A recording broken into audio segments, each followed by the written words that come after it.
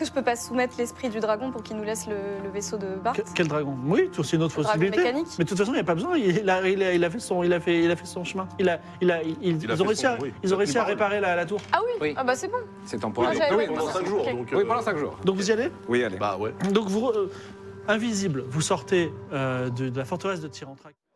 Bonjour, nous sommes au Festival international des jeux de Cannes. Nous sommes dans la zone jeu de rôle, on peut dire, jeu de rôle, jeu de figurines, wargame. Et nous sommes avec Fibre Tigre. Bon, il va un peu nous expliquer tout ce qu'il fait parce qu'au niveau de tout ce qui est narratif, conception de texte, d'auteur, enfin, il y a plein de choses. Aussi, ça, une chaîne bien connue d'Actual Play. Donc, si tu peux te présenter à nos...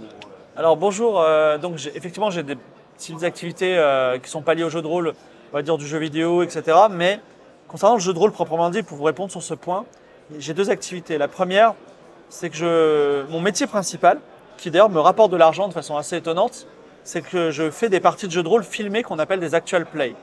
Et je les fais en direct sur Twitch, ce qui est un peu différent de les faire filmer, ensuite les cuts, etc. Donc il y a un aspect de travail du jeu de rôle en direct qui est particulier. Et les scénarios que je produis, ensuite, sont envoyés à un éditeur qui s'appelle Eldercraft, et Eldercraft les publie. Et donc, il y a mon nom forcément sur le volume qui a été publié, même si je n'écris pas l'intégralité du texte, parce qu'ensuite il est foisonné par des professionnels. Et effectivement, aujourd'hui, je suis à Cannes, essentiellement pour rencontrer les gens qui aiment bien l'Actual Play, qui veulent acheter le jeu de rôle, acheter le jeu de rôle, et je les dédicace. Voilà. D'accord. Donc, le jeu de rôle, il y a Aria, par exemple. Aria, c'est le jeu de rôle qu'on a fait. Aujourd'hui, on est à Aria, enfin, le Game of Roll, qui est l'émission d'Actual Play que je mène. Elle est à sa 7e saison, on vient de la terminer. On va commencer la 8e. Et là, les deux volumes que nous vendons sont des volumes qui recouvrent la saison 1 à 3. Alors, c'est un gros décalage entre les saisons que nous jouons et les saisons qui sont publiées parce que, à la fois, le travail éditorial, c'est un travail très long. Voilà.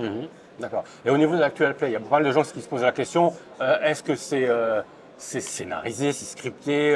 Toi, c'est du Twitch, donc c'est que du live, c'est ça? Alors, c'est que du live. Et moi, j'ai des joueurs qui sont pros dans la mesure où ils sont payés pour ça. Et par exemple, quand j'ai du mal, ils me voient galérer, ils commencent à parler entre eux, ils arrivent à faire de l'entertainment. Mais ils ne sont pas pros parce qu'ils ne sont pas des comédiens, ils ne font pas de voix. Donc, on a une ambiance un petit peu de dimanche après-midi entre copains.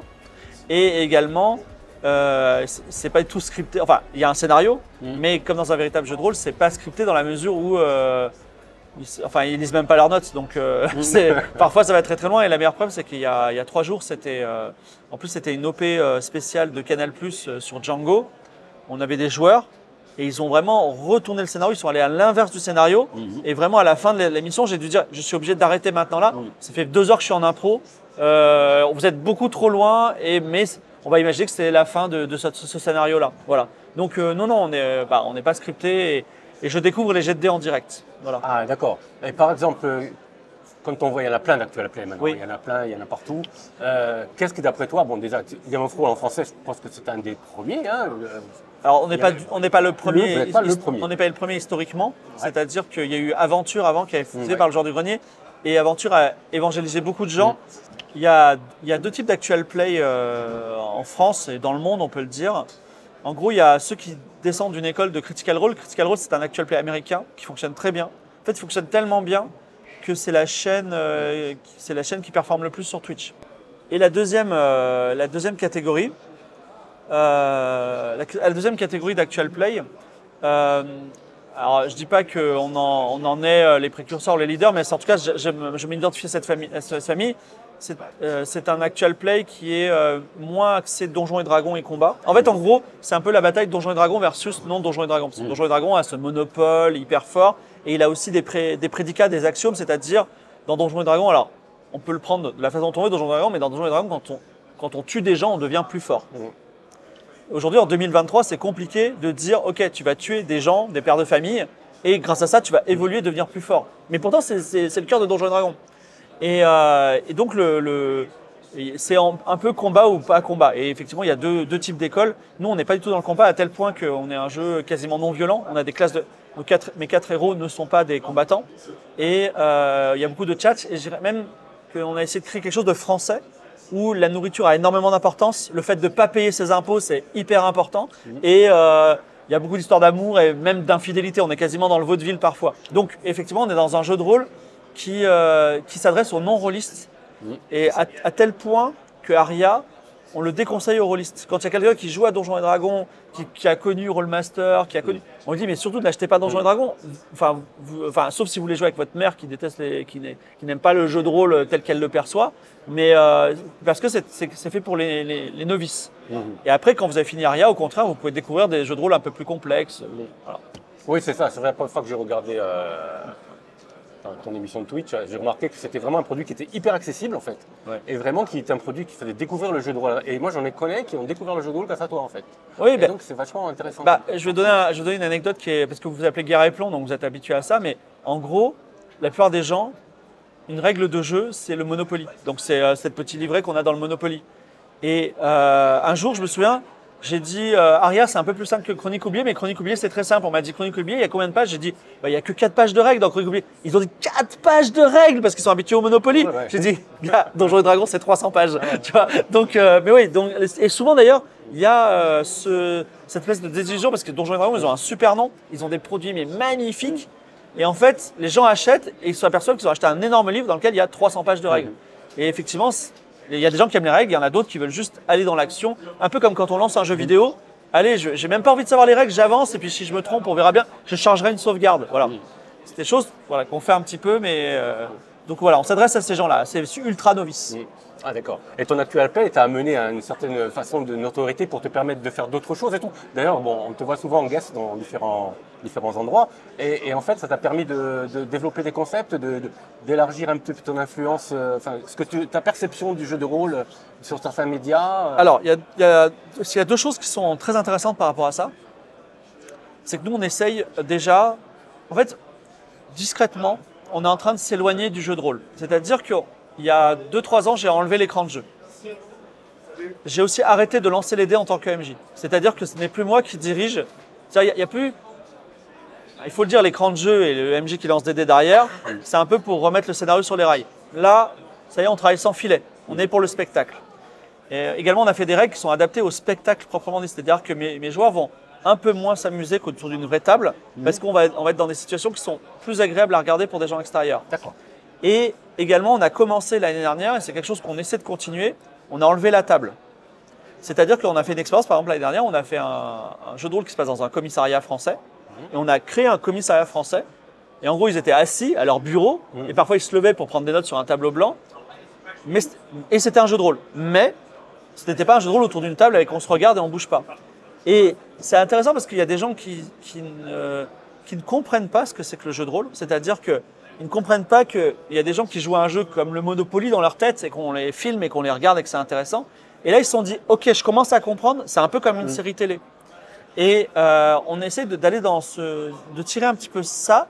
Pourquoi? Parce que aujourd'hui, la télévision, elle n'est pas regardée par les jeunes. Les jeunes, ils regardent des formats dits de streaming, c'est-à-dire du direct. Donc Twitch, donc YouTube Live, donc TikTok Live. Et en fait, sur ces principes de direct, on peut copier-coller question pour un champion. On peut copier-coller une course de voiture, une course de tennis avec le chat qui dit hey, trop bien tout ça. Mais on ne peut pas diffuser un épisode de Doctor House ou de Lost parce qu'en fait, c'est pas du live. Les gens vont dire c'est bon, je m'en fous, on ne peut pas réagir, tout ça. Donc les seuls formats fictionnels qu'on peut faire, hormis jouer à un jeu vidéo et dire ah, je suis un héros et tout ça, c'est de jouer à des jeux de rôle. Et en fait, il y a un autre format fictionnel qui existe, qu'on a oublié, c'est le théâtre. C'est-à-dire qu'en gros, ce que les gens veulent sur Twitch, ils ne le savent pas encore, ils veulent en fait des gens sur scène, sur lesquels on peut envoyer des tomates ou dire t'es trop bon, et on peut interagir avec, et c'est le théâtre. Le problème, c'est que le théâtre, c'est tellement perçu par les jeunes, par un truc méga cher, de vieux, pour les vieux qui parlent de vieux, que si on dit hey, on fait du théâtre, personne ne nous regardera. Donc on fait du jeu de rôle. Mais en vrai, on est en train de se diriger vers le théâtre. Et jamais on dira le mot théâtre, sauf à un moment on enlèvera notre masque peut-être. Ça c'est la. Sur l'interview, c'est voyez. Voilà. Voilà, non mais. Et donc la deuxième chose, c'est que on travaille avec France Info, par exemple, parce qu'aujourd'hui l'actualité elle est traitée de la façon suivante. Jean-Michel Blanquet, président Pape Ndiaye, président de l'Éducation nationale, va sortir une loi. Donc le journaliste va dire la loi elle dit ça, et autour de nous on va avoir des éditorialistes qui vont dire c'est trop nul, tu vois. C'est que le jeu, on pourrait le traiter sous forme du jeu de rôle, et c'est ça qu'on est en train de faire, c'est-à-dire ok, vous n'êtes pas content, vous n'êtes pas Pape Ndiaye, Macron, il vous demande ça, et vous avez ça, ça, ça, ça comme contrainte, que faites-vous? Et la personne dit, ok, très simple, je fais ça, ça. Eh ben, vous ne pouvez pas le faire parce que regardez, il y a telle contrainte. Et en fait, on s'aperçoit par le jeu de rôle que ces situations qui nous semblent absurdes, injustes, dégueulasses, ben, malheureusement, elles sont souvent inévitables parce que c'est le mieux qu'on puisse faire dans cette situation-là, mais c'est le jeu de rôle qui nous l'apprend. Et aujourd'hui, on n'arrive pas à mettre ça en place parce que quand on a une actualité qu'on veut traiter de cette façon-là, il faut énormément de travail en amont. Vous savez, quand on prépare un jeu de rôle, il faut 1 heure et demie de travail pour 1 heure de jeu de rôle. Ben là, il faut vraiment se renseigner, comprendre, pouvoir répondre justement. Et c'est un format qui est un peu compliqué, mais c'est un format qu'on voudrait faire, un format d'analyse. Moi, je verrais bien sur BFM TV, CNews, France Info, un format dans lequel on dit, ben, on refait la grosse actu de la semaine. Et la grosse actu de la semaine, c'était Darmanin qui veut faire un moins 12 points quand on conduit avec de la drogue au volant. Qu'est-ce qu'il y a derrière là? Vous êtes Darmanin, qu'est-ce que vous faites? Jeu de rôle. Vous êtes Darmanin, vous êtes Macron, vous êtes la responsable de la sécurité routière et vous êtes un interne addictologue. On est tous autour de la table. Comment on fait pour l'alcool ou la drogue au volant? Et on fait un jeu de rôle. Et par le jeu de rôle, en fait, on fait comprendre aux gens. C'est-à-dire que quand on se met à la place des gens, qu'on développe de l'empathie et on comprend tous les trucs de la situation, on se dit bon, c'est pas terrible, mais c'était inévitable. Ouais, ce que tu trouves un petit peu d'ailleurs dans le jeu de rôle d'entreprise, un petit peu parfois. Exactement. Et le jeu de rôle d'entreprise, qui est d'ailleurs fait par des gens remarquables en France, je pense à Sébastien Sellerin, malheureusement reste dans l'entreprise. C'est ça. Et là, ma spécificité, c'est que je suis sous la caméra et donc, et puis j'ai aussi un devoir d'entertainment. Et d'ailleurs, souvent, le jeu de rôle d'entreprise, parce que ça m'est arrivé d'être de faire des. Le jeu de rôle d'entreprise, c'est quoi? On va avoir un board, par exemple, le board de L'Oréal, et on dit, bah, allez, on fait un jeu de rôle, on apprend que le patron de L'Oréal, c'est un ancien nazi. Ok, allez, shitstorm sur Twitter, qu'est-ce qu'on fait? Comment on communique? Comment on gère ça? Ça, c'est, tu vois, le jeu de rôle d'entreprise. Mais évidemment, ce type de choses, en général, c'est secret. C'est-à-dire, on ne dit pas ce qui s'est passé pour. Ouais, donc il y a un côté vraiment avant-gardiste, innovateur chez toi, mais pourtant tu es vraiment attaché à des vieilles valeurs comme on va changer complètement, basculer sur autre chose, sur le livre dont vous êtes l'héros par exemple. Moi j'aime bien les livres dont vous êtes l'héros, mais parce que les livres dont vous êtes... En fait, c'est un peu comme si vous voulez être un grand écrivain, vous ne pouvez pas ne pas avoir lu les classiques, vous ne pouvez pas avoir lu Victor Hugo, tout ça. Si vous voulez être un bon MJ et un créateur d'histoire, vous ne pouvez pas ne pas avoir lu les classiques qui en plus sont très bons, c'est-à-dire que moi, quand je me plonge alors dans des bons livres dont vous êtes l'héros, la série Sorcellerie, La créature venue de chaos, et même Le sorcier de la montagne de feu qui était le premier, quand on se plonge dedans et qu'on se met à la place de ces gens-là en disant je ne sais pas ce que c'est et je vais les créer, il y a un foisonnement créatif très fort que aujourd'hui je retrouve plutôt tout trop d'ailleurs. On essaie de faire comme le voisin alors qu'il y a tant de nouvelles choses à faire. Et donc je suis très livre dont vous êtes l'héros. Et il y a un truc que je dis souvent parce que je suis membre d'honneur de la FFGDR, donc ça m'est arrivé de faire des discours. Et ce qui est très important, c'est que la sphère rôliste, elle est constituée de gens plutôt âgés, des gens plutôt jeunes. Et il ne faut pas dire les jeunes sont cool et les vieux sont ringards. Il ne faut pas dire les gens qui jouent à Rollmaster et qui poussent des pièces pour des wargames, c'est bon, c'est trop ringard. Ou les jeunes qui font du jeu de rôle indé, c'est trop cool. Il faut vraiment qu'il y ait une alliance des deux parce qu'on est dans une histoire continue. Et on a beaucoup à apprendre même de Donjons et Dragons. Mais Donjons et Dragons, en fait, ce qui me plaît pas dans Donjons et Dragons, c'est son monopole. Je trouve qu'un monopole dans une sphère créative, c'est très mauvais. Mais il serait pas dans une situation monopolistique, je dirais. On a tout à apprendre de Donjons et Dragons. On a énormément à apprendre de Rollmaster, même s'il est injouable.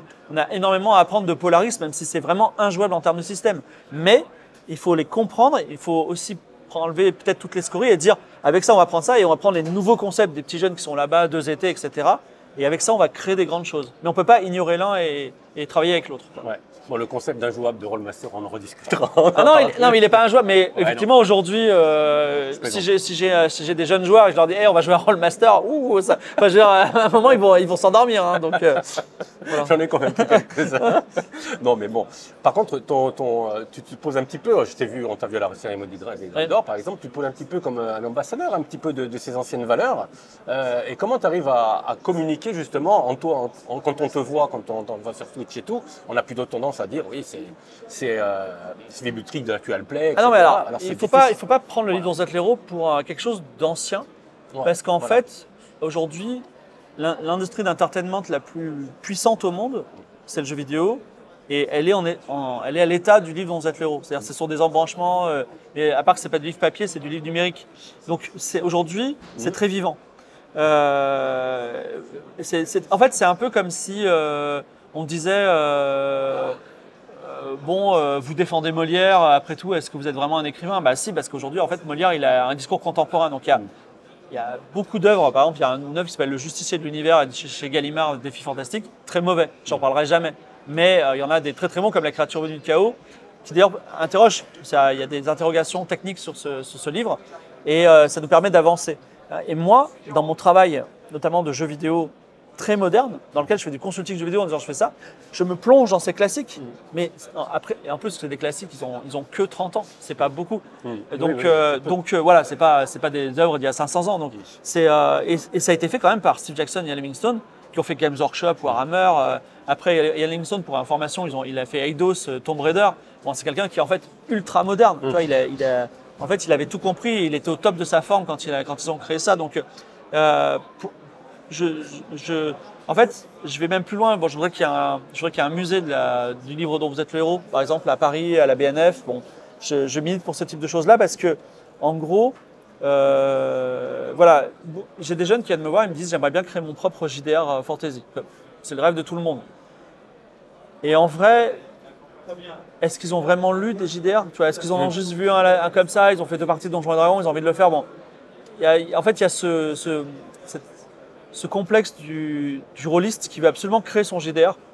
Je ne sais pas pourquoi d'ailleurs, tout le monde veut créer son JDR. Mais je pense qu'on doit créer son JDR que quand on en a absorbé beaucoup. Voilà. Et on a absorbé aussi des livres dont vous êtes le héros. L'œil noir, par exemple, qui est un JDR majeur, dominant en Allemagne, important en Europe et donc non négligeable sur le plan mondial, c'est quelque chose qui a été à moitié dans un livre dont vous êtes le héros. Donjons et Dragons, c'est aussi fait des livres dont vous êtes le héros. Bien sûr. Voilà, donc c'est relativement intéressant et moi je dirais même que Aria peut être vu de loin comme un livre dont vous êtes le héros et ça ne me dérangerait pas du tout. Voilà. D'accord. Avant de parler d'Aria, justement, on va parler de la gamme un petit peu. Je voudrais ta mission en tant que consulting dans le milieu du jeu vidéo, c'est quoi exactement? Qu'est-ce que tu... Alors, quelle est ton expérience? moi, ça fait 22 ans que je fais des jeux vidéo. Et j'ai fait 10 ans de jeux vidéo expérimental. C'est-à-dire un peu comme si j'avais fait du ciné en expérimental. Donc effectivement, j'ai acquis de la créativité, j'ai absorbé aussi beaucoup de gameplay. Et donc aujourd'hui, par exemple, j'ai une entreprise qui me dit je voudrais faire un jeu vidéo, je ne sais pas, sur la médecine. On avait prévu de faire ça. Qu'est-ce que tu nous conseilles de faire? Et aujourd'hui, un jeu vidéo, on va dire peut-être même contrairement à un jeu de rôle, c'est un objet qui est commercial. C'est-à-dire qu'en fait, non seulement il est destiné à être vendu, mais dans le jeu vidéo, vendre 100 000 unités d'un jeu vidéo, c'est pas exceptionnel. Il y a même des gens, j'ai vu des gens qui n'avaient vendu que 100 000 unités, ils étaient tristes, ils disaient « Ah, j'ai vendu que 100 000 exemplaires » tu vois. Donc alors le mec, il pouvait s'acheter une maison, mais bon, peu importe. Et donc, et vendre 1 million d'exemplaires, c'est très bien, tu as fait une belle réussite, mais t'es pas le roi du pétrole, tu vois. Donc vendre 1 million de jeux vidéo, 1 million de jeux de rôle, c'est une autre histoire. Ouais. Et donc, dans le jeu vidéo, il faut avoir une vision, alors j'aime pas ce mot, mais holistique, mais en gros, il faut avoir une vision vraiment globale. C'est-à-dire que en fait, par exemple, tu vas dire, est-ce qu'on fait tel système de jeu ou tel système de jeu, mais ça, pas simplement parce que le jeu est bien, mais parce que le jeu va être compréhensible par les journalistes. C'est-à-dire que les journalistes, ils aiment bien dire, hey, c'est un first-person shooter dans une boulangerie, tu vois.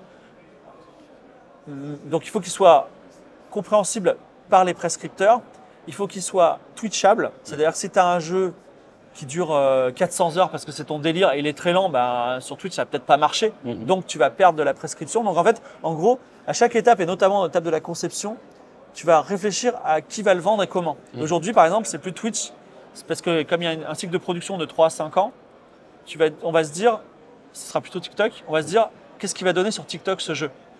Et évidemment, à partir de là, on va avoir des principes de gameplay différents. D'accord. Et après, quel type d'éditeur serait intéressé? Quel type de marché? On peut aussi dire, par exemple, moi j'ai fait un jeu récemment, il n'est pas sorti pour des raisons évidentes de politique, mais j'ai fait un jeu pour le marché russe. Je me suis dit, les Russes, ils sont sur 70 millions de joueurs potentiels, ils sont très nationalistes, ils aiment ça. On va faire un jeu targeté russe, mais avec suffisamment de mythologie pour intéresser la périphérie russe, l'Europe et peut-être l'Amérique. Tu vois. Et donc, on a fait ça, bon, il y a eu la guerre en Ukraine, donc on ne sort pas le jeu en attendant, il est là. Et, mais tu vois, il a été marketé dès le début, c'était pas tiens, j'ai trop envie de faire ce jeu, blablabla, je papillonne et je vais le faire. Donc il faut que ce soit bien maîtrisé et qu'on maîtrise tout. Donc le consulting, en gros, moi mon consulting, ça consiste à faire ça. Et ça consiste aussi à dire, par exemple, comme j'ai vous joué à beaucoup de jeux différents, par exemple, si je dis vous devriez faire ça, par exemple, vous devriez dans un jeu de gestion de camion, par exemple, vous pourriez mettre si vous voulez gérer les pièces de rechange du camion, l'essence et la marchandise, vous pouvez gérer ça tous les trois comme des items identiques qui ont la même place dans le camion. Il me dit ok Fibre, mais d'où tu sors ça? Je dis bah en fait ça marche dans Frontier Elite qui est sorti en 93 dans un vaisseau spatial et ça marchait très très bien. Donc là ça marchera. On n'a pas à réfléchir. Donc en fait la culture générale, c'est un peu comme les ouvertures aux échecs. Ouais. Tu réfléchis pas, tu définis le jeu parce que tu connais déjà les trucs qui marchent et les trucs qui marchent pas. Ah vous avez cette idée là, bah non ils l'ont fait dans ce jeu là et ça ne marche pas du tout. Donc n'y allez pas, tu vois. Donc en fait le consulting c'est ça le jeu vidéo. D'accord, ok. Voilà. C'est beaucoup plus clair. Voilà. Donc maintenant au niveau de la gamme Aria, j'ai vu qu'il y avait déjà pas mal de produits qui sont disponibles sur le stand de Eldercraft qui te distribue et qui t'édite d'ailleurs. Qu'est-ce que tu peux nous dire sur le développement de la gamme et ce qui est actuellement disponible? Alors Aria, c'est un jeu de rôle médiéval fantastique pour ultra novices.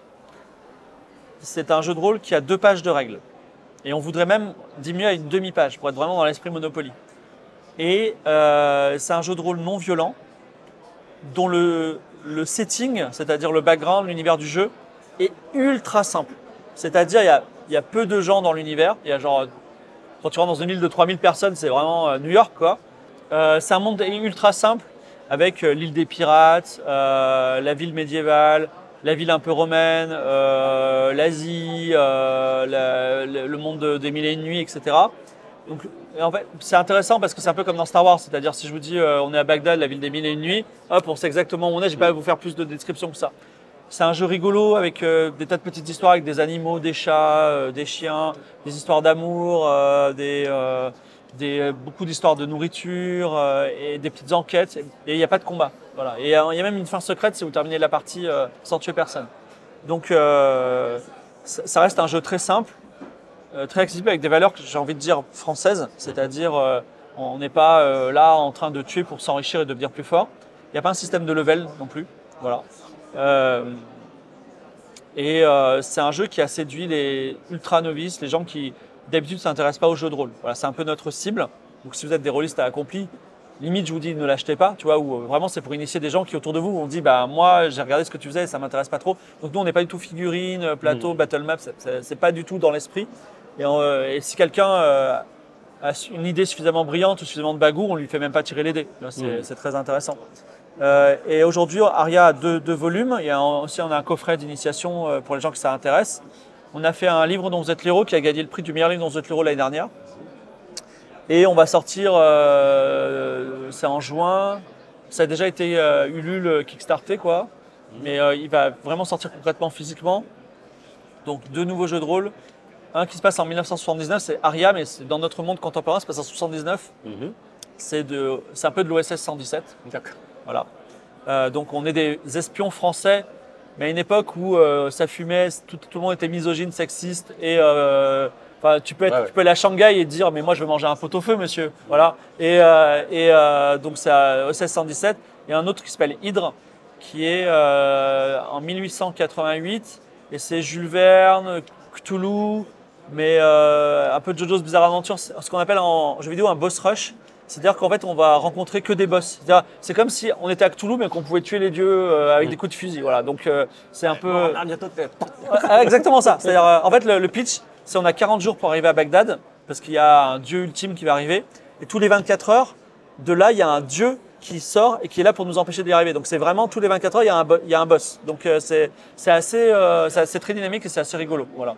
Donc ça, c'est les 2 choses qu'on va sortir. Et puis évidemment, comme Game of Thrones a continué à saison 4, 5, 6, 7, c'est évident qu'on va sortir la suite quoi qu'il arrive. Parce qu'en fait, dans la méthode de production, j'écris le scénario, il est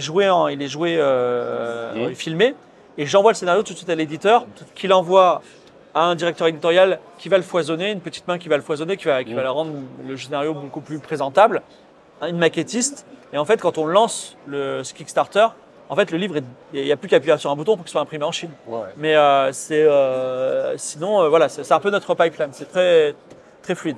Et justement, l'avenir de Game of Thrones, à part les petites expériences, alors, c'est très fatigant. Ouais. mais je gagne énormément d'argent, mais vraiment énormément. C'est-à-dire que c'est l'Eldorado C'est pour bien moi. de le dire. Hein, Voilà, et donc à la fois je me dis, est-ce que je fais un dernier coup à chaque fois si je suis vraiment crevé? mais voilà, mais je pense effectivement que cette année encore je vais continuer. Il faut voir aussi que toutes ces industries modernes, Twitch, TikTok, c'est très fragile. C'est-à-dire que vraiment, il suffirait tout ça. Enfin là, tu vois, j'ai fait une OP pour Canal+, mais il suffirait que Canal+, TF1, France 2, ils disent OK, c'est vachement bien ce que vous faites, mais vous savez quoi, Fibre Tigre, on va le remplacer par Alain Chabat. Et c'est vraiment ce qu'ils commencent à nous demander à faire. Tu vois, ils nous disent, ce serait bien qu'il y ait Muriel Robin en joueur, tu vois. Ils commencent à dire ça. Ouais. Et en vrai, ils seront meilleurs que moi, donc je prendrai ma retraite. C'est pour ça que je ramasse l'argent pour le prendre et pour le mettre dans mes poches et je ferai autre chose. Voilà, je serai content. Bon, en attendant, en tout cas, on n'a pas fini d'entendre parler de toi quand même. Je pense. J'espère, sinon on fera autre chose. Mais en tout cas, mon incursion dans le jeu de rôle était vraiment très agréable. C'est un milieu. Alors, il y a des dramas. Okay. Surtout en ce moment, il se passe des choses en France et on aura le fin mot bientôt. Mais sinon, il y a quand même une solidarité très intéressante. Tout à fait. Voilà. Ouais. Écoute, merci Fibre d'avoir. Merci à vous, Gary Plon. Quelques instants. Merci pour ton franc-parler. Merci. C'est ce que j'aime bien chez toi. Allez, à bientôt. À bientôt. Au revoir.